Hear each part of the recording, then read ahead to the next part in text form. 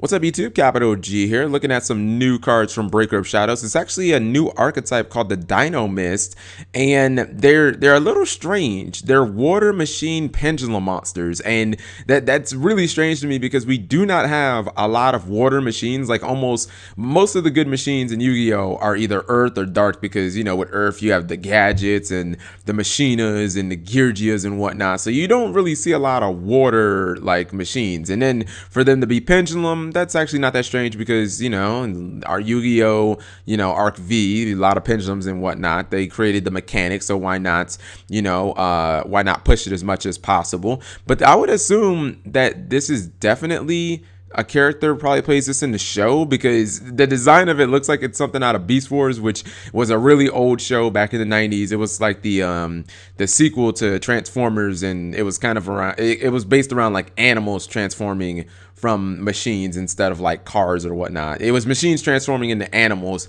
versus transforming into like cars and jets and shit. So anyways, let's look at the Dinomist. First card up is Dinomist Brachion. Looks like a brontosaurus.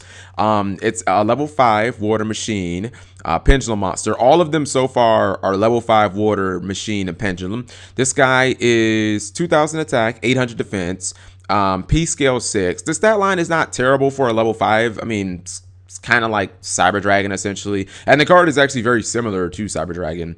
The pendulum effect says before resolving an effect that targets another Dinomist card you control, you can negate that effect, then destroy this card. This effect can only be used once while in the pendulum zone. I like this because for one, it does not only specify monsters. That means if you have like a continuous Dinomist spell or trap, you can protect that. And there's so much targeting stuff in Yu-Gi-Oh! Like still there's Dimensional Prison, there's evac device, there's Ring of Destruction, which has been brought back recently in the game. There's Effect Veiler, there's Mystical Space Typhoon if you want to protect your your Dinomist, your other pendulum scale, or your Dinomist spells or traps that happen to be continuous or face up or something like that. So I mean, this card should give you a lot of utility while in the pendulum zone.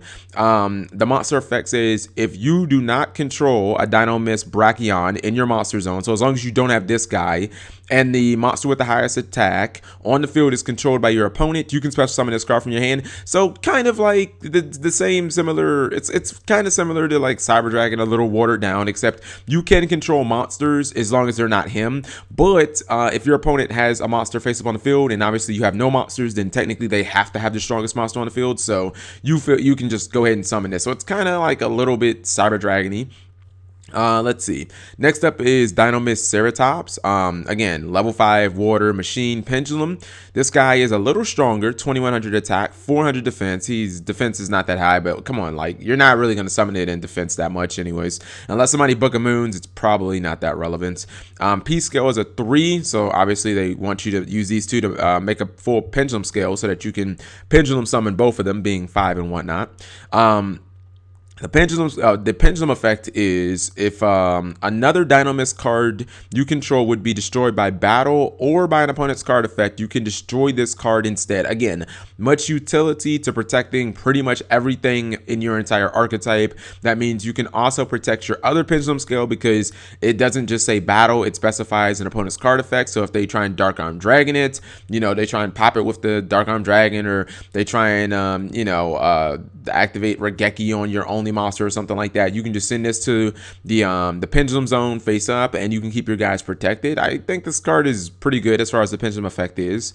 The monster effect says if all monsters you control are Dinomist monsters and are not Dinomist Ceratops, you have to have at least one monster, you can special summon this card from the hand. So to me, this deck is probably going to be based around Ixing, because if you have a full scale, you can summon both of them. And if your opponent has a monster and you don't, you can special this. And then obviously you can special this because you meet the condition of both.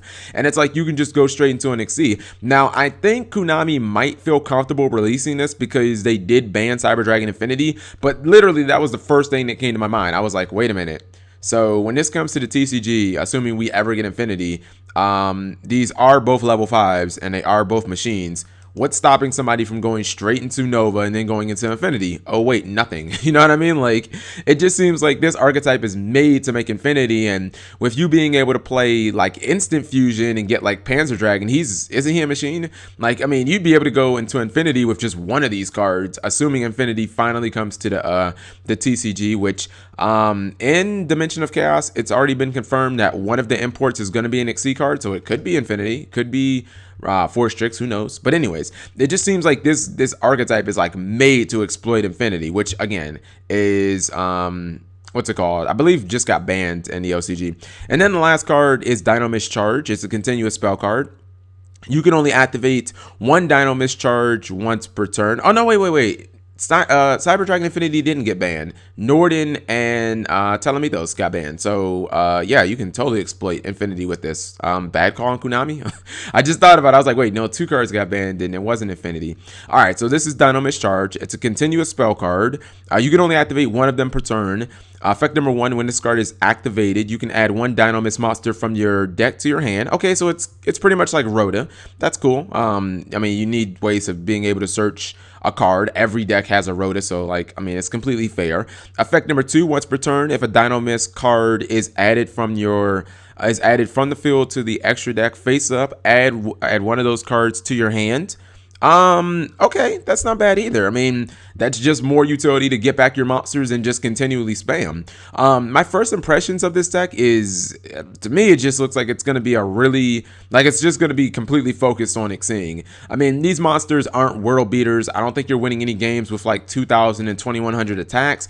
I think that their summoning conditions are easy enough that you should be able to get them on the field relatively easy. And I think that their pendulum effects are good enough to pretty much protect them from the Regekis and the Tarentuals from when you try and overextend and your opponent's like, I'm going to capitalize by, blowing you out. It's like, no, I got my pendulum effects. I'll just give those up and I'll make sure that you can't stop my monsters. So, I mean, the archetype looks pretty good so far. Let me know what you guys think. Thank you for watching as always.